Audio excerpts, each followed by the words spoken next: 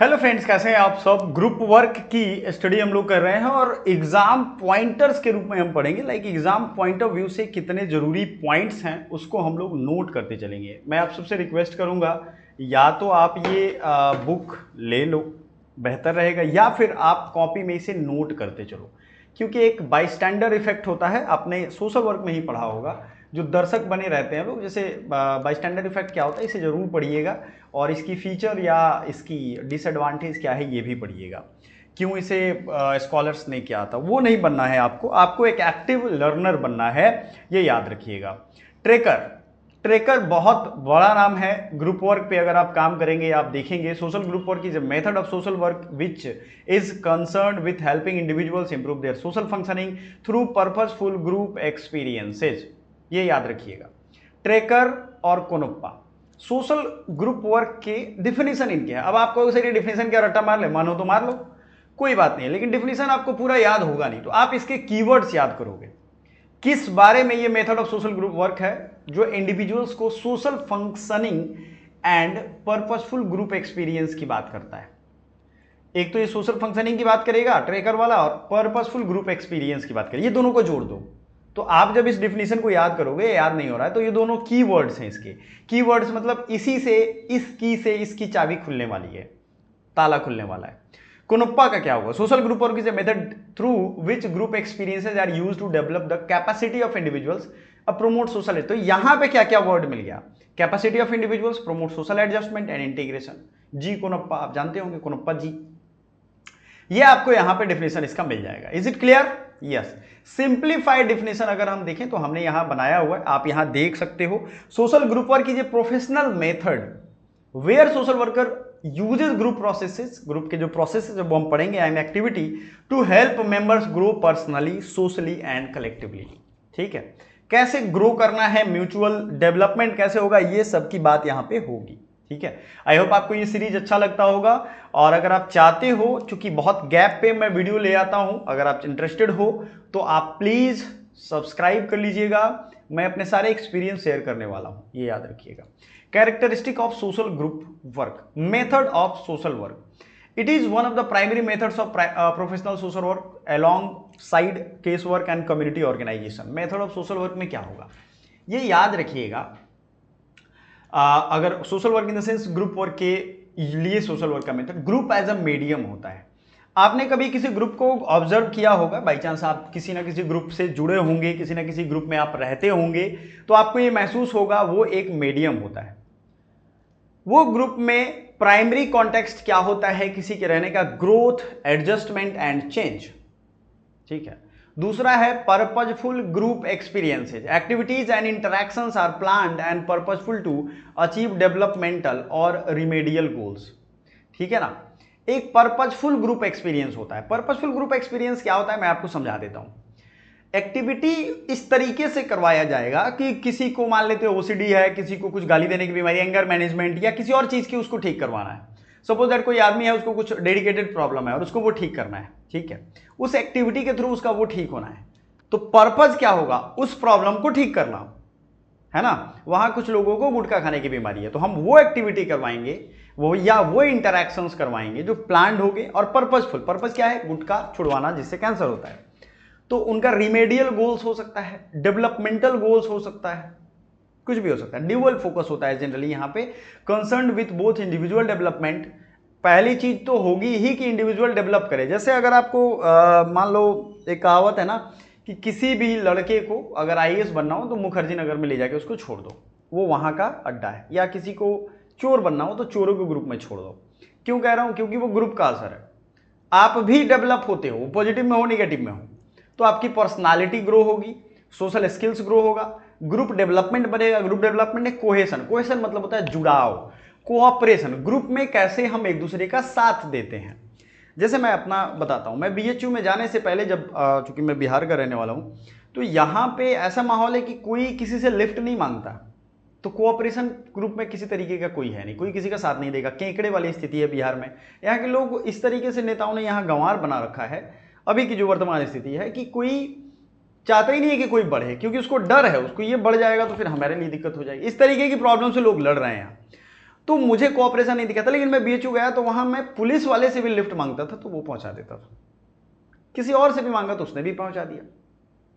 तो ये group development है, सिर्फ इंडिविजुअल डेवलपमेंट है। मेरा माइंडसेट फिर चेंज हुआ कि नहीं यार, कोई मुसीबत में हो लिफ्ट लेके जा सकता है। Democratic participation, emphasis on active participation and decision making bye group members. इस पे जोर होता है कि एक्टिव पार्टिसिपेशन हो, डिसीजन मेकिंग हो, ये दोनों चीज यहां पे होना चाहिए। Promotes equality, respect and inclusiveness. ये प्रोमोट क्या करेगा? इक्वालिटी को प्रोमोट करेगा। डेमोक्रेटिक पार्टिसिपेशन होगा तो भाई सब बराबर हैं। रिस्पेक्ट करेगा, इंक्लूसिवनेस करेगा। Guidance of a professional worker, the group worker acts as a facilitator, guide and enabler, not as a dictator. ये याद रखिएगा, ग्रुप वर्कर का क्या काम होगा? फैसिलिटेट करेगा, किसी से नहीं बन रही है तो उनके वो ब्रिज बनेगा कि उससे उसकी बने, गाइड बनेगा उनका।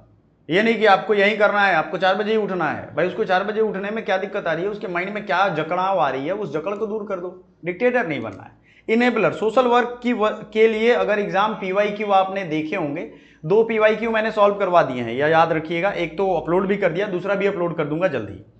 तो आपको ये महसूस होगा कि ये जो आप देख रहे हो ना इनेबलर वर्ड, ये बड़ा कमाल का वर्ड है इनेबलर। ये मैं इसलिए कह रहा हूं ना कि इनेबलर होता है सोशल, इनेबल करवाता है, खुद नहीं करेगा कुछ चीज, वो ऐसा बना देगा आपको कि आप खुद अपना काम कर लोगे। Continuous use of group processes, group dynamics such as rules, norms, leadership, communication and cohesion are consciously used to achieve goals. Group dynamics में क्या क्या होंगे? Rules, norms, leadership, communication and cohesion. ये डायनेमिक्स हैं, ये जरूर रहेंगे, तभी जाकर के आपके जरूरी गोल्स आपके पास आएंगे, आप अचीव कर पाओगे। ग्रुप प्रोसेस का अगर कॉन्शियस यूज ना हो तो वो गलत डायरेक्शन में चला जाएगा। अब जैसे आपने सेल्फ हेल्प ग्रुप पढ़ा होगा, SHG, यहाँ पे ये महिलाओं का स्वयं सहायता समूह कहते हैं।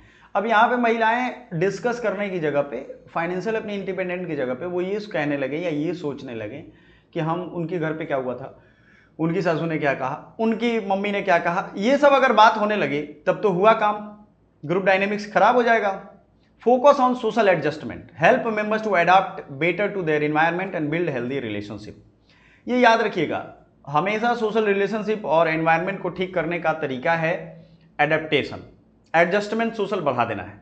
Planned change, the process is not random, it is systematic, progressive and goal oriented. जो प्रोसेस है वो रैंडम नहीं है, ये एक सिस्टमेटिक है, प्रोग्रेसिव है और गोल ओरिएंटेड है। वैल्यूज एंड प्रिंसिपल बेस्ड, ठीक है। Operates on the professional social work values, dignity of individual, social justice, participation and self determination. आप चीज याद रखिएगा, यहां पे अगर प्लान चेंज आप सिस्टमेटिक तरीके से नहीं करोगे, रेडिकल चेंज होते एक ही बार में बदल दें, नहीं हो पाएगा वो चीज, गोल ओरिएंटेड नहीं हो पाएगा। वैल्यू एंड प्रिंसिपल बेस्ड ये पूरा मेथड है।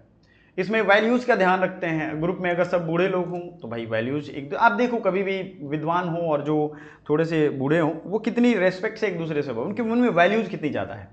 डिग्निटी ऑफ इंडिविजुअल, ये याद रखिएगा। Social justice, participation and self determination, ये सब यहाँ वैल्यूज होंगे ही होंगे।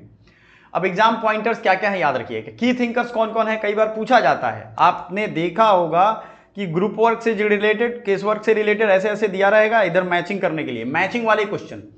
तो याद रखिएगा, Trecker, Konopka, Balgopal and Vassil. Focus group as a tool of individual growth and social adjustment. इसका फोकस ही होता है कि इंडिविजुअल ग्रोथ भी हो, सोशल एडजस्टमेंट भी ठीक हो, लेकिन ग्रुप के साथ हो। Purposeful group experience is a key phrase often used in MCQ. ये मैंने बार बार देखा है, आपने भी देखा होगा, मैं उम्मीद करता हूं कि आपने भी देखा हो, तो प्लीज ये याद रखिएगा। सोशल ग्रुप और ऑब्जेक्टिव एंड प्रिंसिपल, ये मैं एक ही साथ पढ़ाऊंगा आपको। कई बार आप कहते हो सर ऑब्जेक्टिव अलग कर दो, प्रिंसिपल अलग कर दो, फर्क नहीं समझ में आएगा। फिर देखो, हमें क्या करना है, आज के जमाने में इंटीग्रेटेड स्टडी करनी होती है, सब जोड़ के, सबको तोड़ के, पहले सबको तोड़ेंगे फिर जोड़ के दिमाग में सेट कर देंगे। अब ऑब्जेक्टिव क्या होता है, इसका ऑब्जेक्टिव है पर्सनल ग्रोथ एंड डेवलपमेंट। मैं कह रहा हूं ना, कोई साई पर्सन है, उसको सेल्फ कॉन्फिडेंस खराब है, सेल्फ एक्सप्रेशन खराब है, सोशल स्किल्स ऑफ इंडिविजुअल खराब है बेचारे का, वो कैसे जिएगा जिंदगी, जी नहीं पाएगा। सोशल एडजस्टमेंट उसकी गड़बड़ है, वो फैमिली में, स्कूल में, वर्क प्लेस पे, कम्युनिटी पे सबसे लड़ाई झगड़ा करता है, या उसकी नहीं बनती है, वो बहुत साई है, वो अपने अपने आप को, अब सोशल डेवलप नहीं हो पाएगा आदमी तो वो मतलब सोसाइटी पे बोझ बनेगा आने वाले टाइम में। ये भी आप सोच सकते हो ना कि क्यों उसका हम हेल्प करें, इसलिए हेल्प करें क्योंकि वो आखिरकार सोसाइटी के काम आए। डेमोक्रेटिक पार्टिसिपेशन, आप कभी देखना जो लोग टेररिस्ट होते हैं वो सोसाइटी से बहुत अलग थलग रहते हैं। हाँ, बहुत टेररिस्ट जब टेररिस्ट की ट्रेनिंग ले लेंगे तब वो सोसाइटी में घुल मिल के रहेंगे, लेकिन जितने दिन वो ट्रेनिंग लेते हैं यानी उनका दिमाग का फोकस कहीं और रहता है, वो सोसाइटी में ज़्यादा बातचीत नहीं करते। क्यों? क्योंकि सोशल एडजस्टमेंट से वो अपने आप को अलग कर लेते हैं। फिर जब आएंगे उनको ट्रेनिंग रहेगा कि नहीं सोसाइटी में घुल मिल, स्लीपर सेल की कहानी आपने सुनी होगी, ये चीज़ें। To help member adjust better in family, school, work place and community. Democratic participation पे आता है, to promote participation, cooperation, leadership in group activity. अब आते हैं social integration, to bring together और people of different background, reduce discrimination, conflicts और prejudices. यहां समझिएगा जो इसके ऑब्जेक्टिव में सोशल इंटीग्रेशन क्यों दिया गया है। बहुत बार सोसाइटी होती है, दिखती है, लेकिन सोसाइटी में लोग सोशल नहीं है, वो लड़ते झगड़ते रह रहे हैं, उनमें वायलेंस है। बहुत जगह ये प्रमोट करके देखा गया है, ग्रुप वर्क वहां प्रैक्टिस करवाई जाती है, वायलेंस हिट एरिया में कैसे एक साथ रहना है। तो डेमोक्रेटिक पार्टिसिपेशन होता है, promote participation, cooperation and leadership in group activity. Social integration, to bring together people on of different backgrounds and reduce discrimination, conflicts और प्रीजुडिसेज। आपको डिस्क्रिमिनेशन हटा देना है, कन्फ्लिक्ट हटा देना है, प्रीजुडिसेज हटा देना है। Capacity building, to improve problem solving ability, decision making skills, leadership quality. अब ये यहां पे आप ध्यान दीजिएगा, कैपेसिटी बिल्डिंग इसके थ्रू होता है, ग्रुप में आप बोलोगे, बोलनेस आएगी, सेल्फ एक्सप्रेशन आएगी, आप लोगों को समझोगे, लोग आपको समझेंगे, तो डिसीजन मेकिंग स्किल्स भी डेवलप होगा, क्योंकि आप कुछ चीजें बताओगे तो लोगों को लगेगा यार ये तो अच्छा डिसीजन, फिर वो फीडबैक देंगे, यही कम्युनिकेशन का एक चलता रहेगा। लीडरशिप क्वालिटी भी आएगा। Collective action, to enable groups to act together for social change and community betterment. मान लो कि कहीं नदी है, बहुत लोग आ रहे हैं, आपने देखा होगा, नदी को वो सुधार रहे हैं, नदी को ठीक कर रहे हैं, वॉलंटियर्स इकट्ठा कर रहे हैं।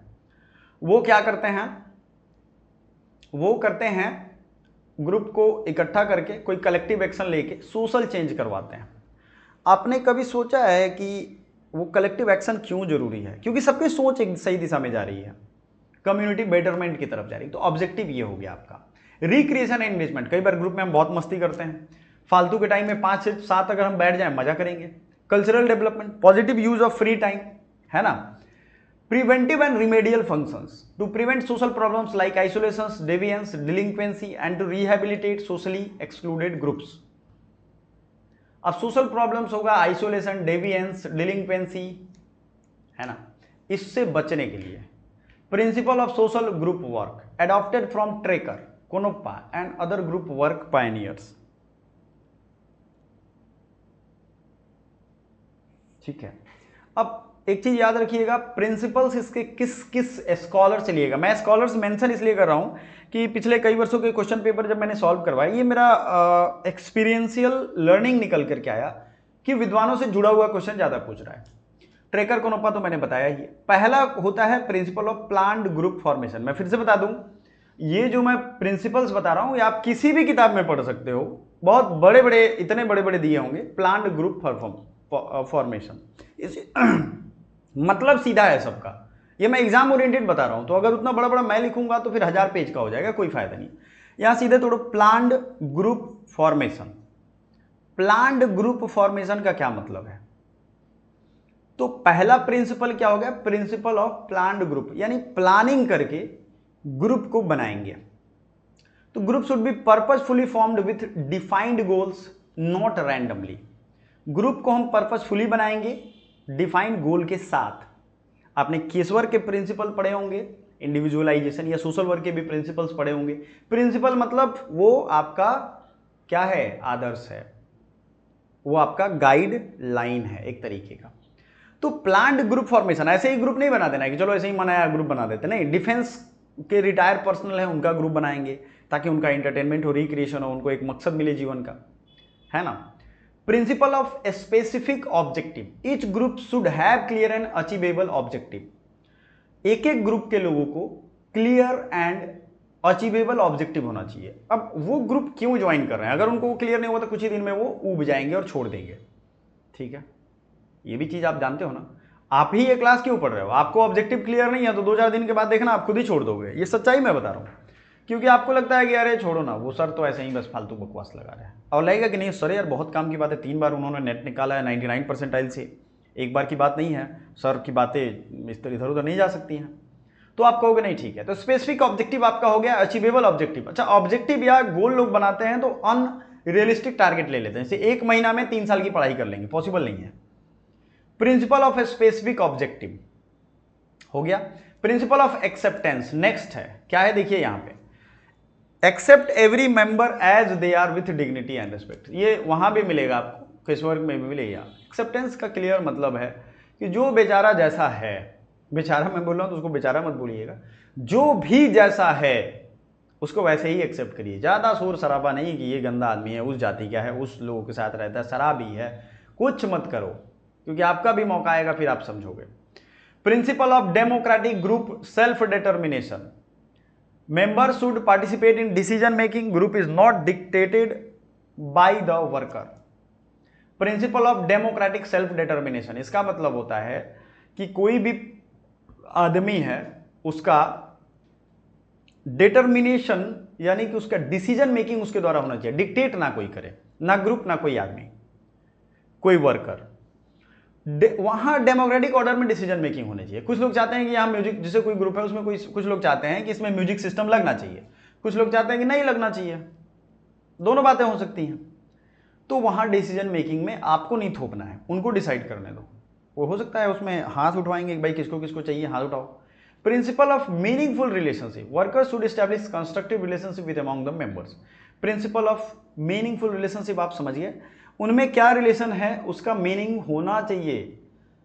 अब ये मीनिंग आप रिश्तेदारों वाला मत समझ लेना, कंस्ट्रक्टिव रिलेशनशिप यहां होगा, यानी कि आप उस व्यक्ति से क्यों, जैसे सपोज दैट ग्रुप में कोई प्रोफेसर है तो आप उससे इसलिए जोड़ रहे हो क्योंकि आपका एक ऑब्जेक्टिव है कि भाई ये ज्ञान के भंडार है, इनसे मैं मिलूंगा तो मुझे ज्ञान मिल जाएगा। दूसरा है कि नहीं इससे नहीं जोड़ना ठीक रहेगा, है ना। Worker should establish constructive relationship with among members, ये ध्यान रखना। Principal of guided group interactions, उसके अगला है, ये अगला है कि वर्कर जो है ना ये फैसिलिटेट करेगा इंटरैक्शन को। कई बार मारपीट की नौबत आ जाएगी ग्रुप में, बैलेंस्ड पार्टिसिपेशन रखेगा अपना, डोमिनेशन नहीं करेगा, है ना। एग्जाम पॉइंटर्स हैं सिर्फ ये याद रखिएगा। Principle of progressive programme experience, principle of progressive programme experience. अच्छा, इन सब के थोड़े थोड़े बदले हुए रूप आपको किताब में मिले होंगे, उसके लिए परेशान नहीं होइएगा, कुछ भी हो सकता है, कुछ नए भी इसमें थियरीज आए हुए हैं जो मैंने ऐड कर दिए हैं। तो group activity should be plan progressively to meet both individual and group needs. Principle of flexible functional organization, groups as structure, leadership, committee roles should be flexible and adaptable. Principle of evaluation, continuous review of group activity and outcomes to assess effectiveness. Principle of individualization in group, even within a group each individual's uniqueness and needs must be recognized.